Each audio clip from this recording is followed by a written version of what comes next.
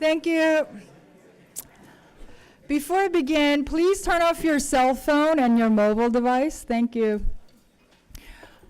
I'm Sue Sunny Park, Chair of Studio Art Department. I am a sculptor, and it's my pleasure to introduce our artisan resident, Winter 2015, Heather McGill. Before I begin, you guys aware that there's a reception afterwards, as well as we have another show that opens tonight, which is our assistant professor in architecture, Zenevia Tuludi. Her work is called the Meta Maquette, so please also join the reception. All right. It's my great pleasure to introduce Heather. I was a student of Heather McGill's in 1998 and 2000 at Cranbrook Academy of Art.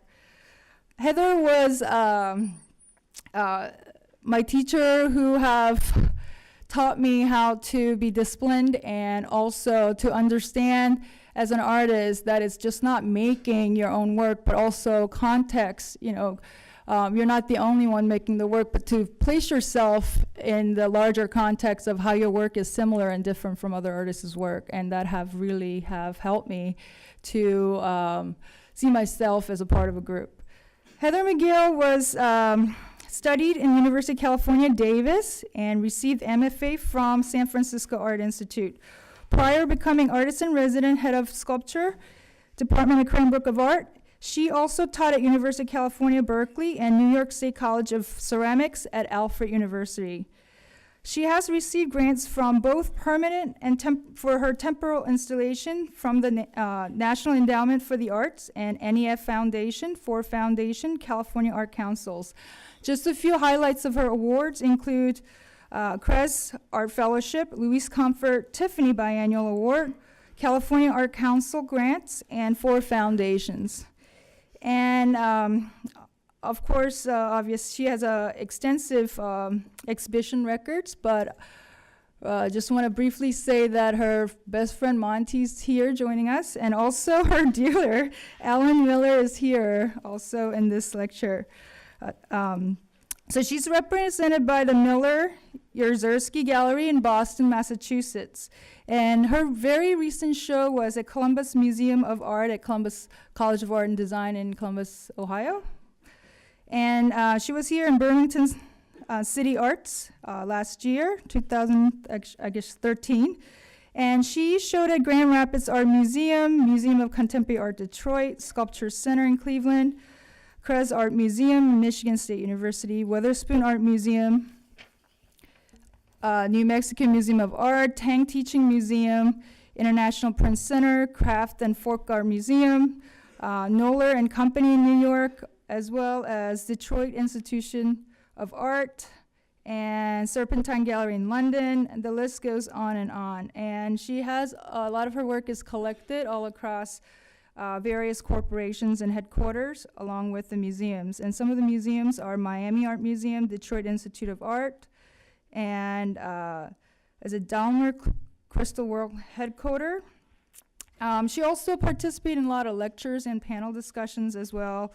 A few of the schools that she has given lectures are RISD, Michigan State University, Massachusetts College of Art, Brandeis, VCU, Cleveland Institute of Art, California State University, NYU, WashU in St. Louis, and on and on.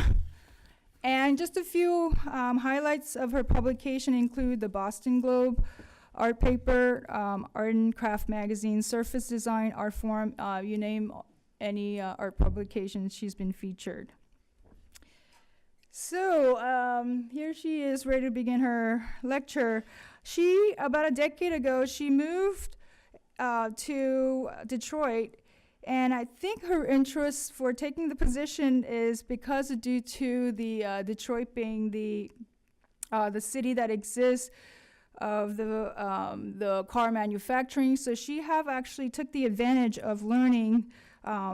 She took the apprenticeship as a collision shop to learn how to do the auto body painting, which have surfaced in many of her works in the past. And also just as she's a master craftsman. I know when I was in school, she was working with polyester resin, surface finishing to molding techniques, as well as currently she's working with CAD drawings, doing the laser cuts, which you will see in the show. So the current show that you'll see is based on the star and star-like patterns stemming from her time as an undergraduate at the University of California, Davis, where she studied physics and astronomy. Her visual language sources from both art and industry brings together concept and dialogue of minimalist sculpture to pop modern design. I pulled this from the website, our website. So she said that her time here, she's trying to work less technologically, since she's been using a lot of CAD and those resources that she has in Detroit, so it'll be a change for her. And I would like to recommend that our students here with the Artist in Residence program, you're here to be inspired, and I'm sure seeing Heather being in her studio all the time, that you guys will be, you know, that much, she'll add so much dynamic to our studio studio experience with our senior seminar students. So she's friendly, so feel free to approach her, and hopefully that we'll have more events where you guys could interact with her, and perhaps she'll be generous to give many of you guys crits. So with no further ado, please welcome Heather McGill.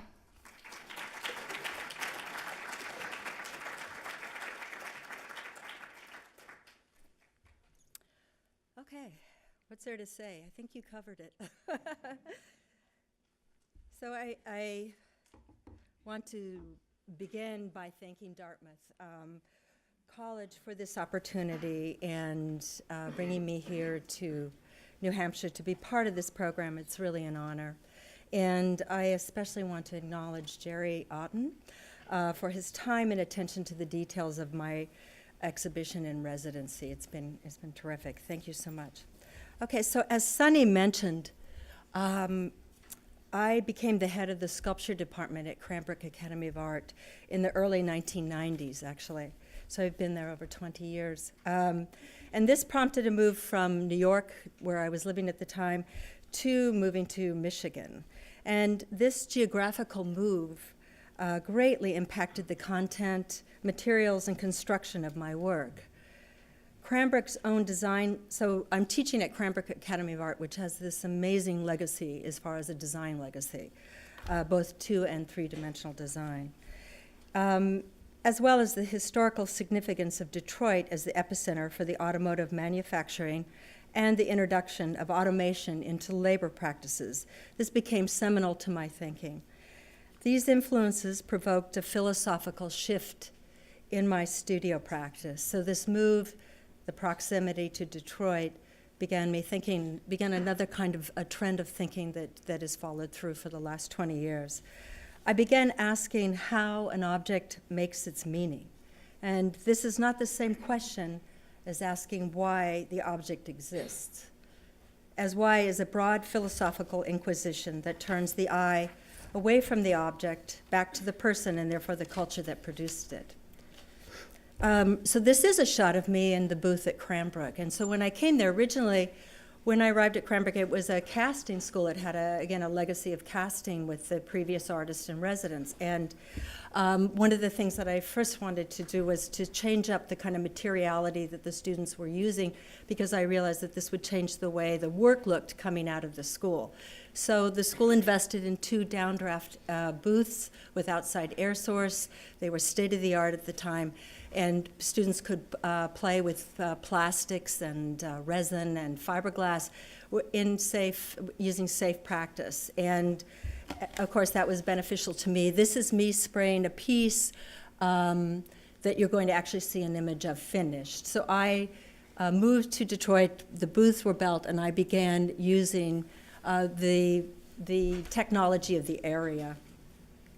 I began to access local manufacturing and utilize digital technologies, particularly the laser, to build my sculpture. I consciously began crafting my own work in contrast to purchasing the skills of others through outsourcing. And that became very significant to me, to to embrace the experiential of making.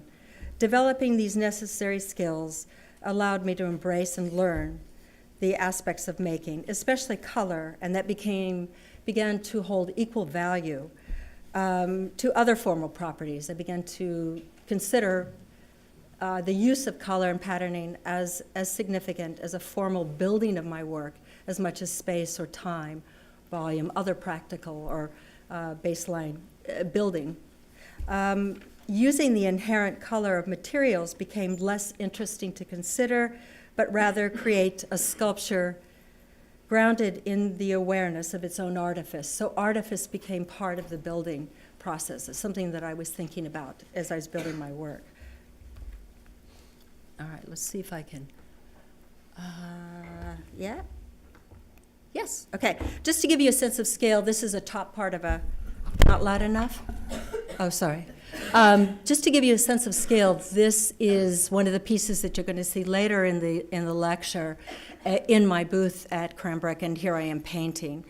I'm going to talk today about my sculpture, even though I don't really divide my studio into 2D and 3D.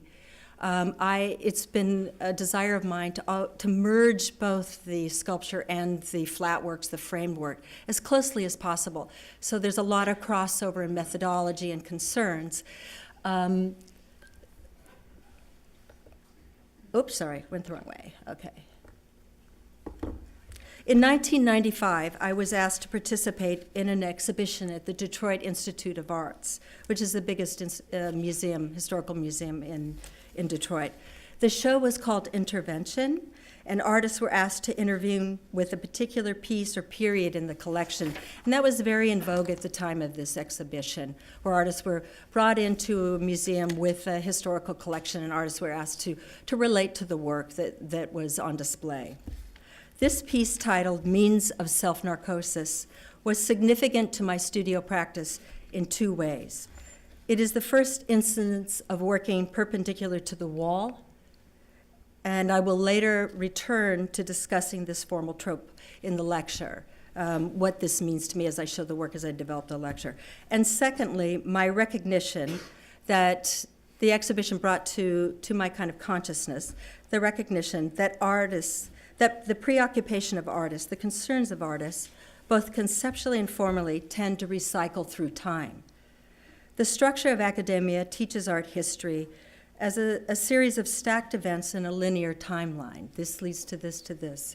My interest is in approaching art history as a continuum of shared fascinations that physically manifest reflective of the time, so the technology at the time, whatever it is, determines much of what art looks like. But this reoccurring subject matter.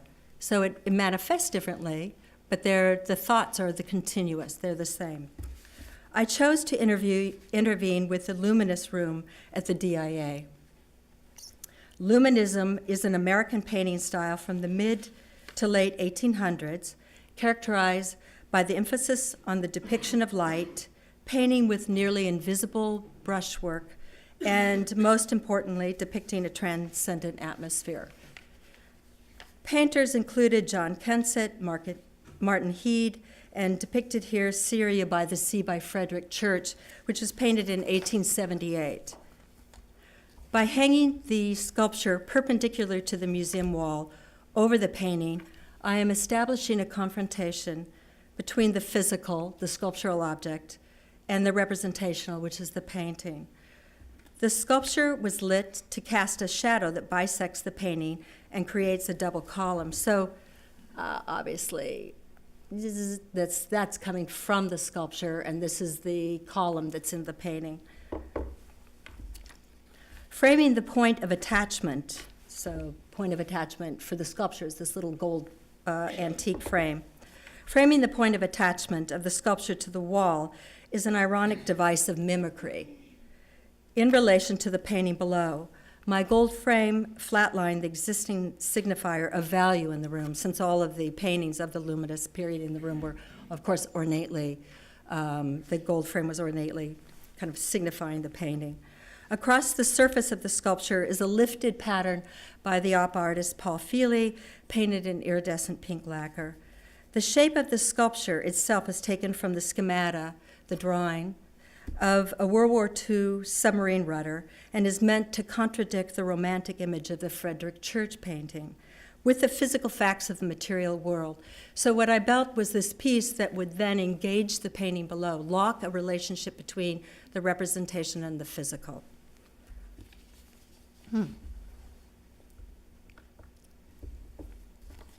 The West Coast movement fetish finish from the 1960s and 70s.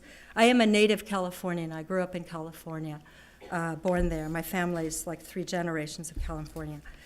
So this is a piece of fetish finish work from the 1960s and 70s. Included artists like Billy L. Bankston, Robert Irwin, and this is a Craig Kaufman.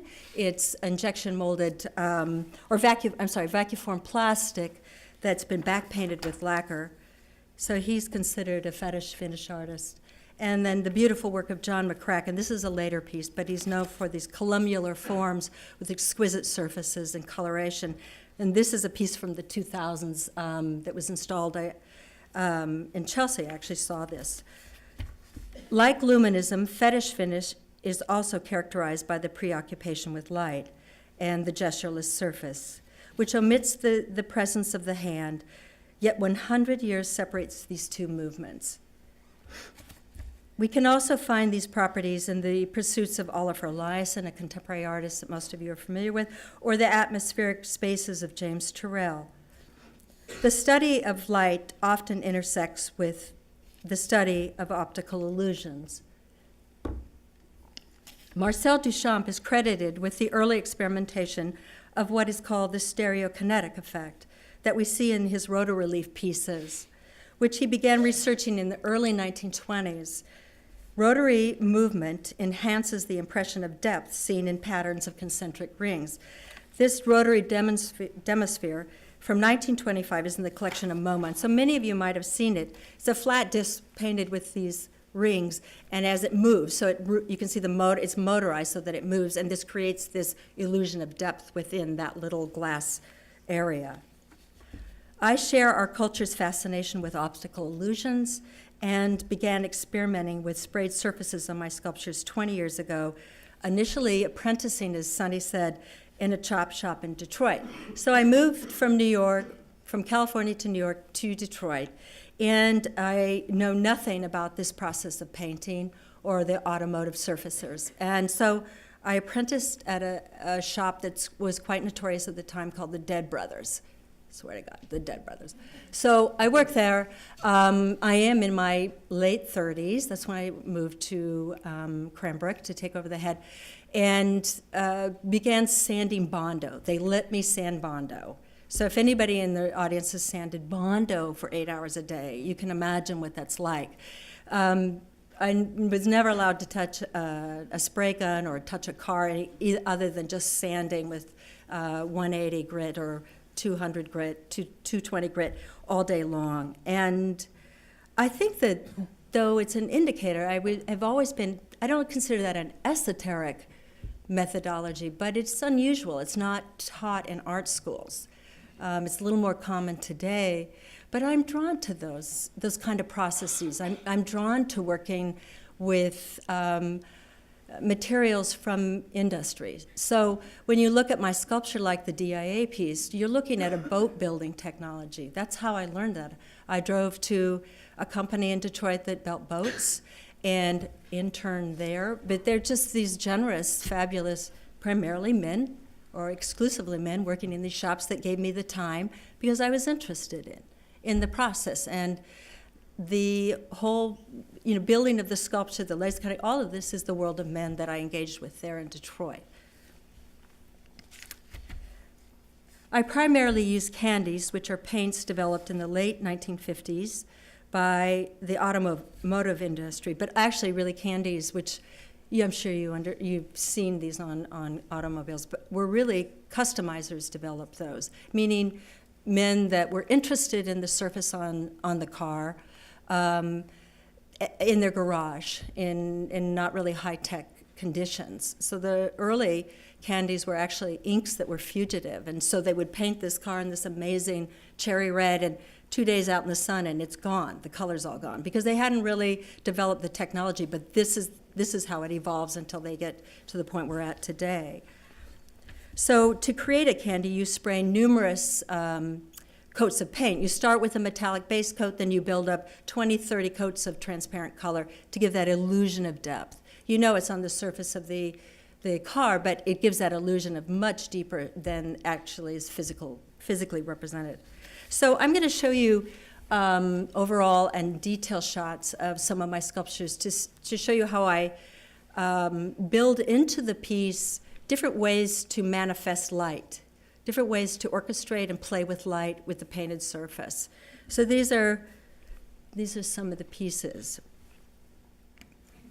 This first image highlights how curved surfaces bend and refract the light, so a break in the continuity of the form creates optical theatricality. So this piece is about 4 to 5 feet from the bottom to the top. It's laser cut aluminum and candy, again using lacquer. But you can see how light is refracting. Every time you create a 90-degree angle or a small or a gentle curve, you're getting a different effect. These are all the pieces that are painted with the lacquer that are striped. These are all hand-taped or stenciled, and that's another process. So you lay down your tape as straight as you can, and you then paint that color, pull the tape off, clear it. Next day, lay another line down. So you're just constantly laying these lines down to create this kind of paint job. But you can't get this any other way without lacquer. In this piece from 2001, I'm constructing spaces within the body of the sculpture to orchestrate the play of light. The bottom and top plate are 1/4-inch laser-cut steel. The body is stacked CNC, cut 2-inch thick styrofoam, and the top acts as a weight, as a kind of clamping system. So you just lower the top onto the styrofoam stack to hold it in place. Harmless visual stimulation from 2006 optically mimics its own form through mirroring, creating the appearance of greater depth than exists, using polished stainless as a backing plate. So the actual depth of the piece is 4 inches. But if you look at it, so I've painted the exterior and the interior form, and then the whole back, which is hard to tell by this photograph because they should have put something that was mirroring in the room. But the entire back of the piece is actually polished stainless. So whatever comes in contact with the piece visually is reflected. And the front of the piece is actually that also. But what I was working with was creating a piece that's 4 inches, that appears to be 8. It just mimics its own self. And in this piece, again, a striping and taping technique, multi-directional stripes create a frontal illusion of a single holistic form, as if I taped this piece continuously, but actually it was blown apart into 13 separate units that were then reassembled. And here's a detail of an interior. So you're taping basically every section of that sculpture to get this continuous line. This piece is in the exhibition that opens tonight called Spiral Galaxy from 2014. And it is painted with a repeating pattern across the face of the sculpture. So if you look at the silver and maroonish colored pattern, that's continuous. Simultaneously, I rotated the elliptical forms off-center to destabilize the logic of the piece, basically using the principles of the Marcel Duchamp's rotary pieces. Beneath the steel arc is a layer of laser-cut fluorescent acrylic that completes the painted paint job. So these elliptical parts are steel. This is all laser cut and painted steel, the silver and the maroon. And then right below is a continuous layer of fluorescent plastic that completes the pattern. It's just one continuous flow of pattern. But I've had many people say it appears to be as if it's lit from within. And I think you'll see that. I think Jerry said, "Is this piece lit?" when he came to my studio in Detroit. And it's just edge. The edge of fluorescent plastic catches light in a certain way that gives this illusion of being illuminated. Automotive paints are calibrated for seduction and for the production of desire. Custom paint jobs are often referred to as fetishized surfaces. Kelsey Martin was an East Coast customizer in the 1960s, and Martin's tank painting exemplifies fetishistic iconography, particularly the use of lingerie lace, still found in custom culture today. So this is a tank on a motorcycle, obviously, and the lace, if you look at it, that's pretty generic to lingerie lace. So they literally, the actual lace is the stencil. It's purchased in full yards, pulled over the object, and sprayed. So it goes back to the late 1950s and early 60s. The use of lace as a stencil is pretty consistent to a standard and rarely deviates from the reference of lingerie within custom culture. So the lingerie are obviously the eroticized female. Many of my pieces use this same method to create a pattern on the surface, though with much more variation. I think you can imagine a customizer going into Joann's fabric, which didn't exist in those days, but something similar.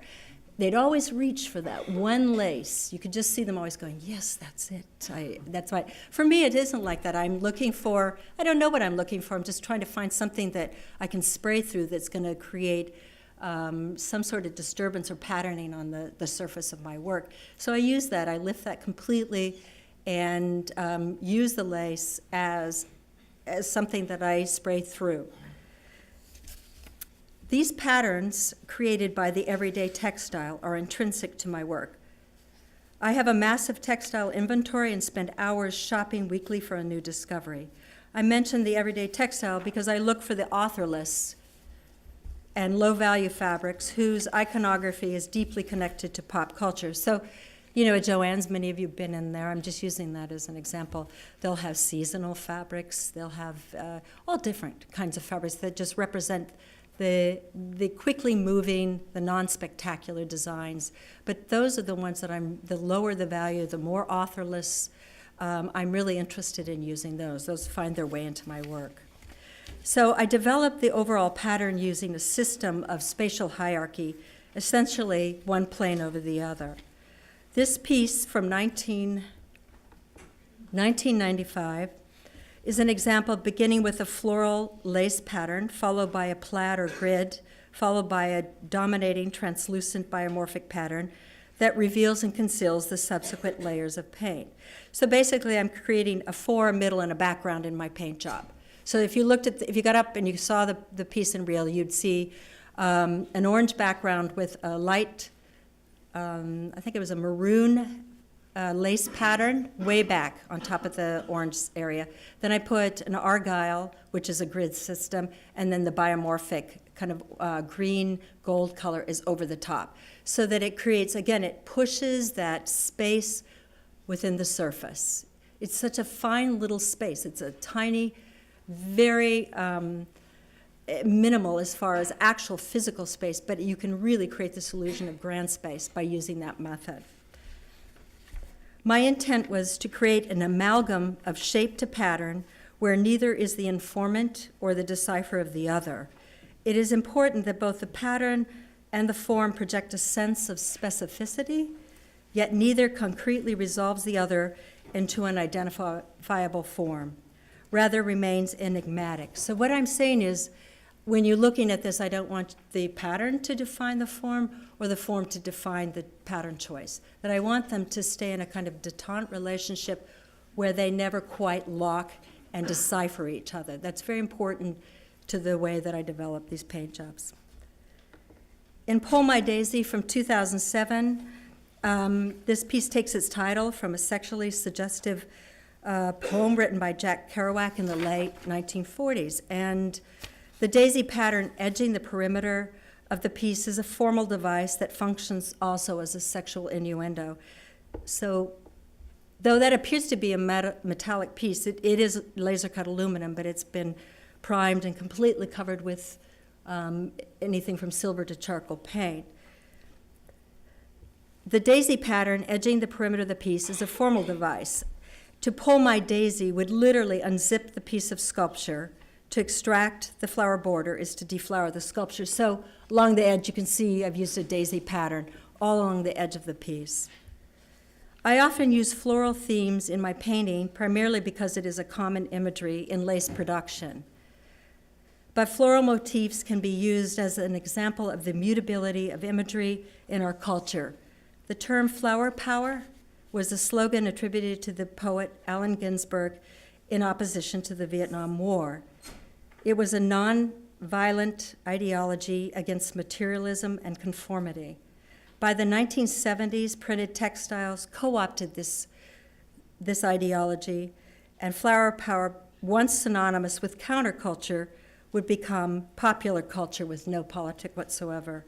Daisies were the most prolific image reproduced as part of decorations from the 1970s. So by the time it finds itself into our culture, it's depoliticized, it's consumed. So this piece, Hem of Her Culottes, which you saw in the spray booth, that was the piece that I was painting in the first image, is an autobiographical piece referencing my first visit to the Haight and Ashbury District in San Francisco in the mid-1960s. And I walked through Haight and Ashbury holding my mother's hand. It became, at that point, a tourist attraction. So if you were in Haight Ashbury, of course, there would be all these people living on the street, the flower children. But also there'd be buses, with double-decker buses with all the people from the Midwest traveling and looking at the flower power children.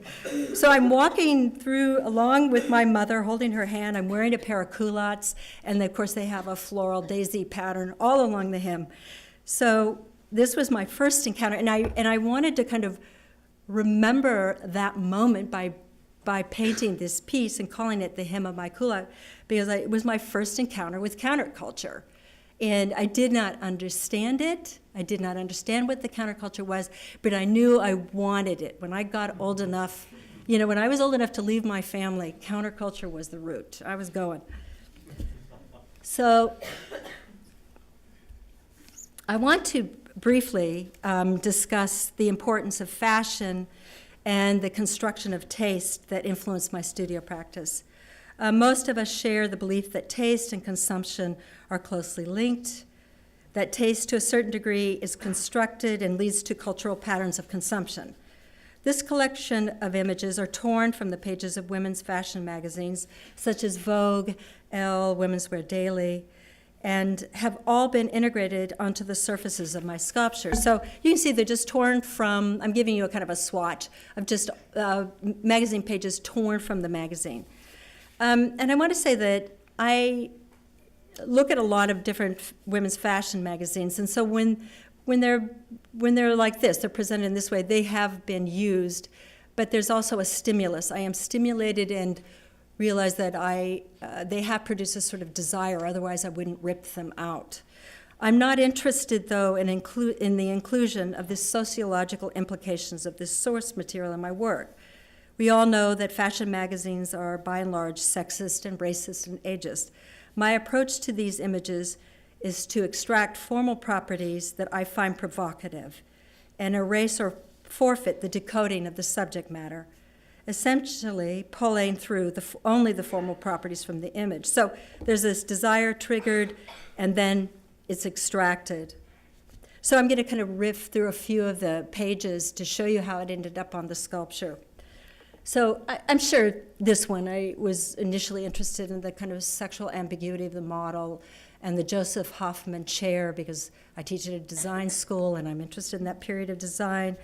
But what really found its way into my work was the houndstooth. These are Ralph Lauren leather vests, and I just, after looking at the image long enough, I realized, that houndstooth, red and black, it's gotta come into my work. And houndstooth was not invented by Ralph Lauren. It's a Scottish woven textile, over 200 years old, most often white and black. But here you see it on a sculpture that's part of a series from 2012 called the Oblique Angle series. So this is all laser cut steel, and we'll just keep moving. Alexander McQueen's dress from the exhibition Savage Beauty at the Metropolitan Museum in 2011 was the source and inspiration for numerous patterns and layouts. This reptilian mashup is an example of print innovation at the time. 2012 was kind of the real boom of digital printing in fashion. It was a game changer. And it was the kind of intersection of design and innovative design and CAD. So that's his dress. And there you go. You can see I'm using houndstooth on the exterior part, but I'm also using in the center part the pattern from that dress. And another piece, these are about 4 to 6 feet, basically, in scale, and they are all wall cleated. They're all hung on the wall. This is, also the paint is known as interference paint, which is a really specific paint. So when you look at these in reality, the paint shifts according to the viewer's position, not the cream-colored part, but the pattern part. So you buy these paints formulated to have a spectrum. So as you walk, I'm sure many of you know what that is, the interference paint. As you walk in front of the sculpture, it'll shift from green to red. It'll just flow from one color to the other. So something as simple as this little series of stacked 3 bracelets by a stylist, I'm sure for the photo shoot, solved the problem of color blocking for this piece oblique object. This is now in the embassy in Helsinki, Finland. So that's how I utilize the fashion industry in my work. So next, located in the Louvre, this marble figure is a Roman copy from the 2nd century AD that is believed to be inspired by a Greek original from the 2nd century BC. The museum website description states the recumbent nude is designed to be viewed in 2 stages, therefore to be looked at from 2 vantage points, which is characteristic of the Hellenistic period, known for its theatricality. The nude lies upon a carved marble surface that simulates a tufted mattress. And this was, the mattress is a much later, from 1619, sculpted by Bernini. So it was a commissioned mattress for the recumbent nude. Just because I can't stand it, look at how beautiful her leg is slightly lifted off from the body. It's not connected, just to display the beauty of the drapery. It's so exquisite. So as you're walking in the Louvre, you're walking through the center section, you'll see this view, and then you come around, and you come around to the other side, and you see she has a penis. So obviously, this theatrical trope was for you to approach the recumbent nude, bring to it all your assumptions of the beautiful female body, and then have to kind of rejigger your thinking about what you were looking at. So the hermaphrodite, I think that the sculptor really is utilizing elements of time and space, and the viewer would engage in time and space to discover the bottom line of the piece. I think that's really interesting if you think of the time and place when this was sculpted.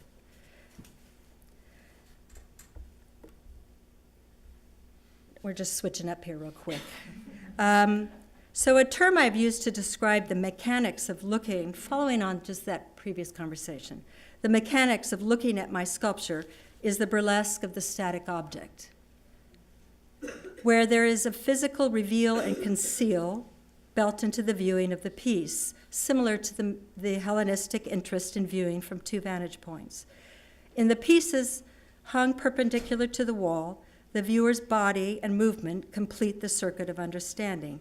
Dependent upon the approach to the piece, one either sees a line in space or a plane. So if you go back to the piece at the DIA,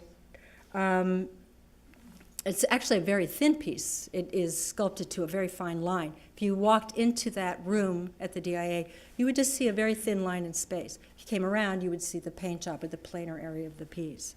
In the early 1980s, while I was attending graduate school at the San Francisco Art Institute, I worked as a cocktail waitress at a very famous strip club in North Beach called the Condor.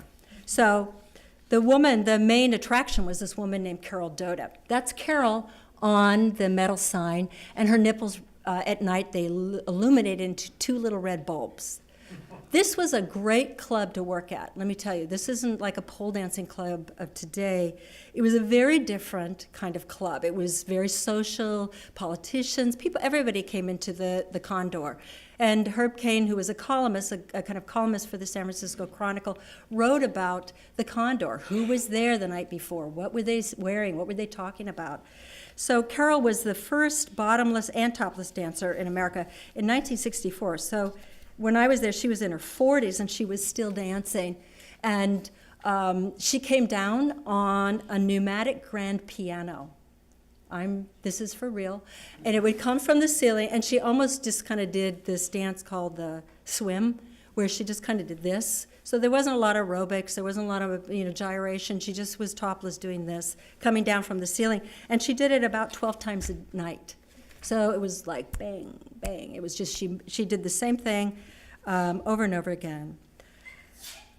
So as I mentioned, she was a celebrity. She was quite often on TV. She did ad spots for radio stations. She was pretty funny.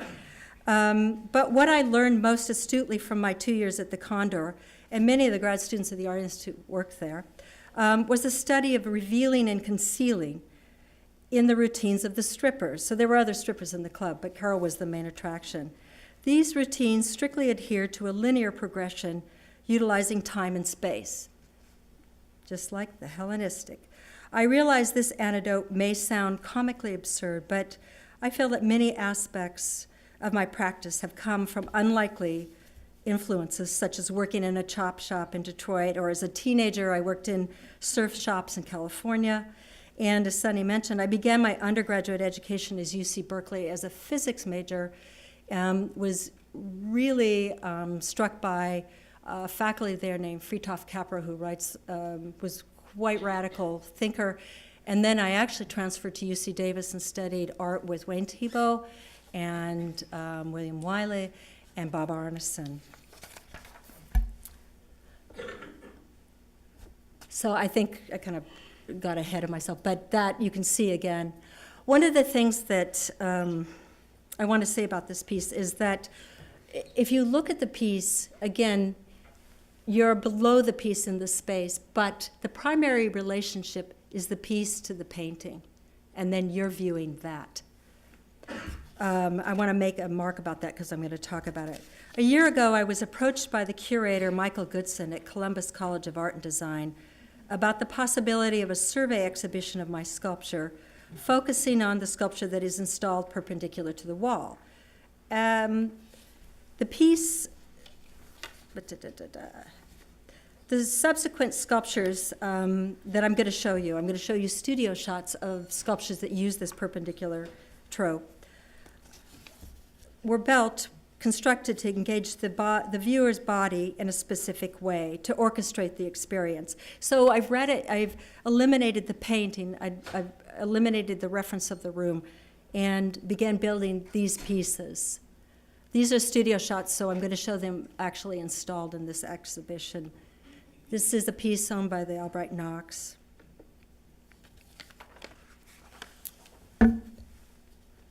And progressive collection. And obviously they're all fiberglass and urethane foam. They're very light pieces and couldn't be built without that boat building technology. And then this is the piece, the show at Columbus College of Art and Design. It almost looks like a CAD drawing. It almost looks fake. The floor is black, the ceiling is black, but you can see he's used hemiver culottes on the other two pieces. But he did a very interesting thing where he stacked the pieces and made them relate to each other. Here's the piece that you saw, the studio shot. So you can see they're hung in a way that they all start relating to each other. There's actually another very thin red piece in front of these two that you walk in, when you first walk in. And the piece that I was talking about, the kind of stacking of patterning, is in the back wall. There it is. So everything is this mechanism of the perpendicular, but it's also in relation to each other. Okay. So I began experimenting with acrylic 2 years ago as a planar substitute for paint, as it behaves Similarly, as a transparent colorant, and also it cuts really easily on the laser. And before I begin, so I'm not going to really talk about the pieces in the show. There's only 4 more images here. I'm just going to show you details because you might as well just, I'd rather have you have the experience of looking at the work rather than my words kind of cloud or predict or control your way of thinking about the work. But I want to talk generally about what I was working with, the umbrella concept. What initially instigated this intrigue was the intrigue of plastic, acrylic, was the Roland Barthes essay, Plastic, in the book Mythologies, which was written in 1957. And Barthes defines plastic as a material of artifice, an artificial matter about to replace nature. After World War I, improvements in chemical technology led to an explosion in new forms of plastic, with mass production beginning in the 1940s and 50s. So this essay is written at a critical point, as the tsunami called plastic will hit the shores of our society, both physically and metaphorically, this ubiquitous material that comprises everything we touch. So 1957, he's writing about the artifice of plastic, but we aren't really the plasticized culture, 1957, that we are today. I mean, we don't have yet Disneyland, I don't believe, or Hollywood, or all of these. We have Hollywood, but we don't have it quite to the degree. We use the word plastic as a noun, a verb, an adverb, an adjective. She's plasticized, it's plastic. It's very interesting that he doesn't realize that it's going to become, plastic is going to be so embraced. But plastic, according to Barthes, is a kitsch material with no ambition. It was that line, no ambition, a material with no ambition, that I thought that is the most interesting line in the writing. And if you haven't read Mythologies, it's a great, very easy read of Barthes. Most of his writing is quite complex and deep, but that's a really great place to start if you haven't ever read his writing before.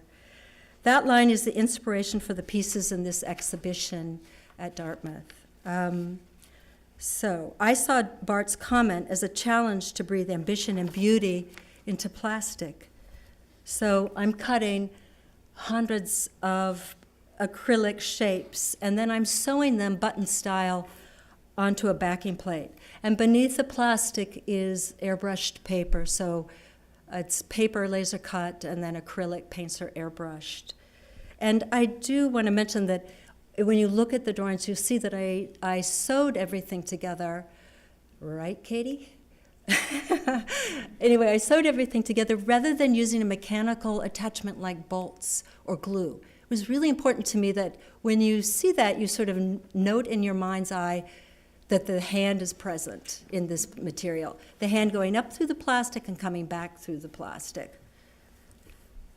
So the laser can cut what appear to be they're visually identical parts, and it can create an intricacy that handwork cannot mimic. I see the laser and the airbrush as a prosthetic or extension of my hand.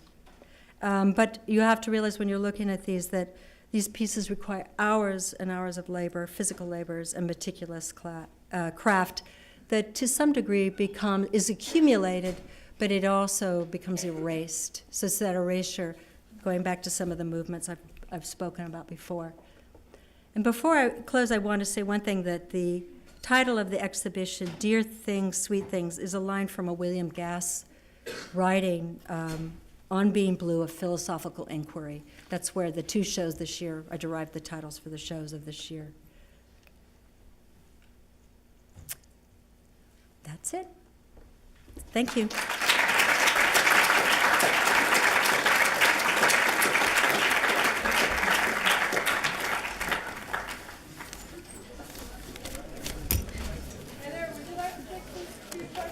If there are some.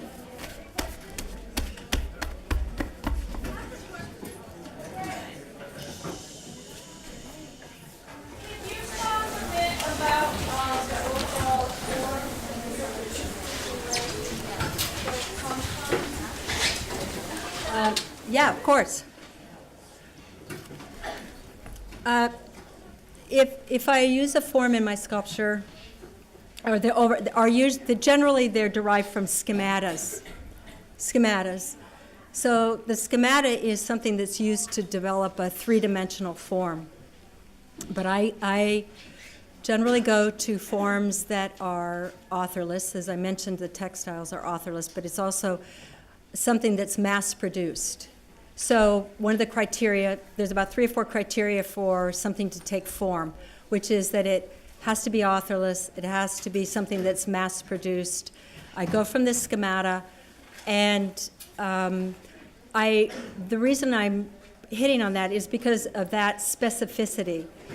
I want the form to appear very specific, but you not know how to define what it is that you're looking at exactly. Like not to say, oh, that's an airplane rudder or whatever. I don't want to go into that. I want you to sit there and look at the form and feel its specificity without naming it, because I want that relationship with that to the pattern.